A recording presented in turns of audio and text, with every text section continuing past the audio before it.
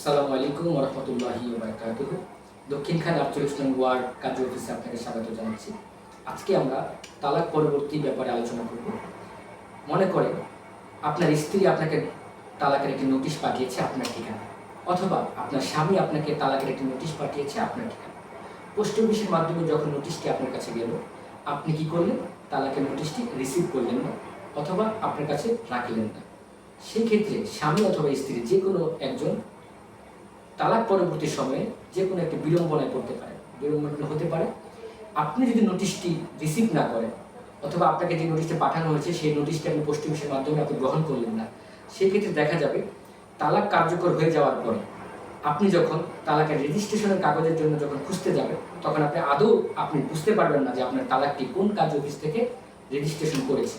হতে পারে আপনার স্বামী, হতে পারে আপনার স্ত্রী। কোন কাজ অফিস থেকে আপনাকে নোটিশটি করেছে সেটি আপনি কখনো বের করতে পারলেন না, অথবা স্ত্রীর যোগাযোগ আপনার বিচ্ছিন্ন হয়ে গেল। সেক্ষেত্রে আপনি পরবর্তীতে যে কোনো একটি আইনি জটিলতায় পড়তে পারেন। এই জন্য আমি বলবো, যখন পোস্ট অফিস থেকে আপনার কাছে নোটিশ যাবে, আপনি অবশ্যই এটি রিসিভ করবেন, এবং আপনার কাছে অবশ্যই 90 দিন পর্যন্ত 3 মাস সময় থাকবে আপনার স্ত্রীর সাথে আপনার সমঝোতা করা, অথবা স্বামীর সাথে আপনার সমঝোতা করার সময় থাকবে। এই জন্য বলবো, তালাকের নোটিশটি অবশ্যই আপনি রিসিভ করবেন। অনেকেই ধারণা, তালাকের নোটিশটি যদি আমি রিসিভ না করি সেক্ষেত্রে অথবা তালাকটি কার্যকর হবে না। এটি সম্পূর্ণ ভুল ধারণা। তালাক যদি আপনার স্ত্রী একতরফা তালাক দেয়, আপনার স্বামী যদি আপনাকে একতরফা তালাক দেয়, সেই ক্ষেত্রে আপনি নোটিশটি রিসিভ করেন বা না করেন, রাখেন বা না রাখেন, তালাকটি কার্যকর হয়ে যাবে। এই জন্য আপনার কাছে অনুরোধ করব, যদি কখনো কোনো নোটিশ আপনার কাছে যায়, অবশ্যই আপনি তালাকের নোটিশটি রিসিভ করবেন এবং স্ত্রীর সাথে স্বামীর সাথে যোগাযোগ করে সমঝোতার চেষ্টা করবেন, বনিবনার চেষ্টা করবেন। তাহলে হয়তো 90 দিনের মধ্যে আপনার তালাকটি প্রত্যাহার করতে পারবেন, যদি আল্লাহ পাকের রহমত যদি আপনাদের উপরে থাকে।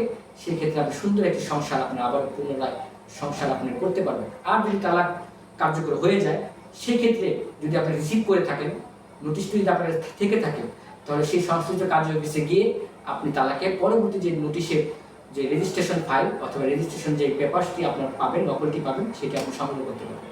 এতে করে আপনি আইনি যে কোনো জটিলতা থেকে আপনি রক্ষা পাবেন। আসসালামু আলাইকুম ওয়া রাহমাতুল্লাহি।